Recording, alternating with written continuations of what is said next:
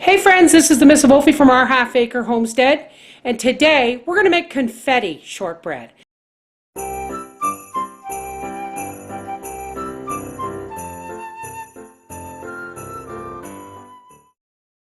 Okay, so this is my standard Scottish shortbread recipe.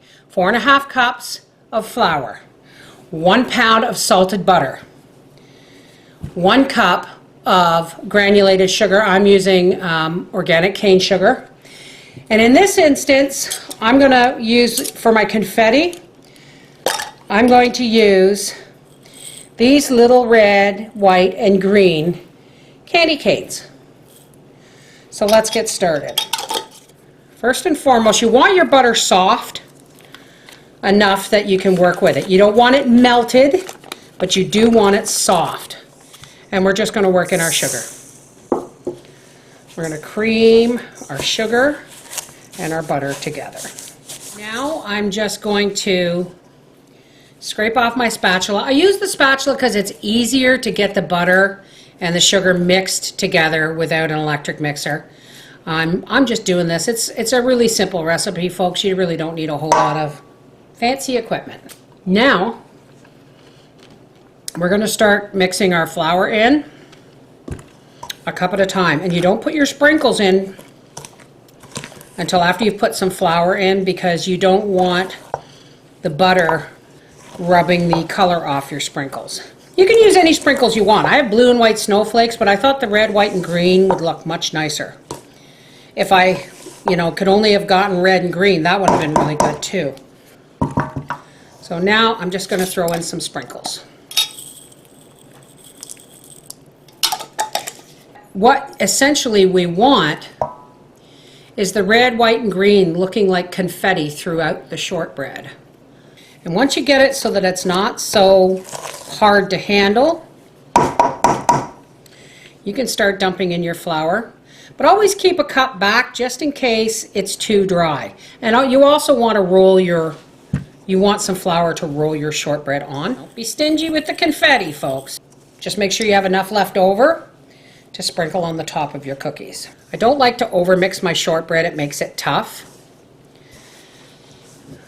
And some people have different recipes where they use margarine and cornstarch and stuff. This is the same recipe that I grew up on that my mother used.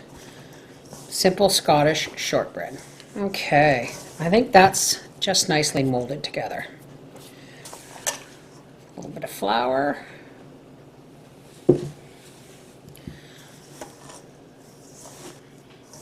And remember, folks, this isn't a super sweet recipe. It's called shortbread for a reason. Okay, so now this is another reason I don't use all the flour, folks. It's because you're rolling it out on flour, so you really don't want your shortbread dry and breaking. Now my mother, I'm going to do this the way my mother used to do it. She would roll it out to almost an inch thick, and then she would cut it in cubes and then fork it, like put fork marks in it. So I'm not even going to cut it out in a cookie cutter, because I want this to be thick enough that you can see the confetti in it. Whoops. Gently, folks. Gently. And I'm just, as you can see, I'm trying to keep it in a rectangular shape.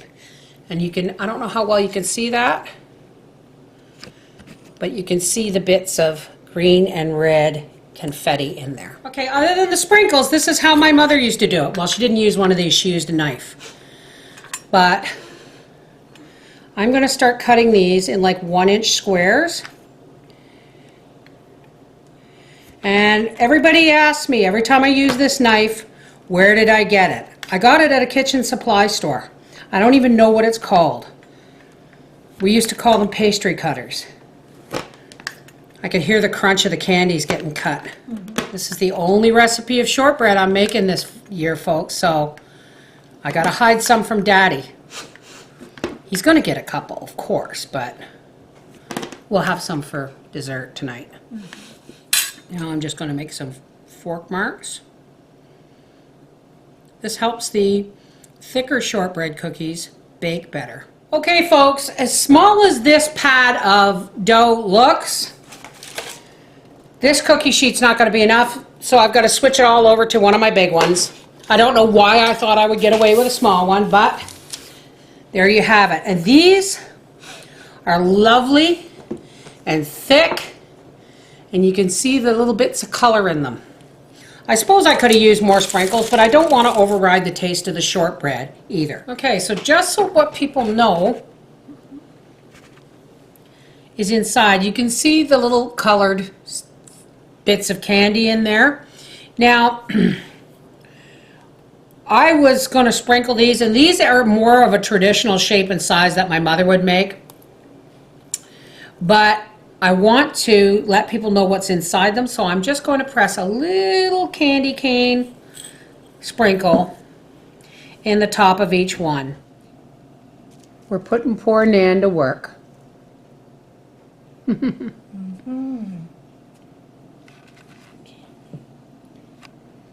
see you when they come out of the oven, folks. Okay, the timer for the shortbread just went off, and ooh la la. These are perfect. My mother is singing in heaven. Now, you're not going to see Papa try one of these because, well, I don't want him to know they exist. So this is the way they're supposed to look. Almost completely, there's no browning really, just a little bit of goldenness on the bottom. And, oh, hot. Ooh. Ooh. Other than my little bits of color, this is exactly how my mother used to make shortbread. This is the Mrs. Wolfie from our half-acre homestead saying, I hope you love this confetti shortbread recipe. Take care. God bless.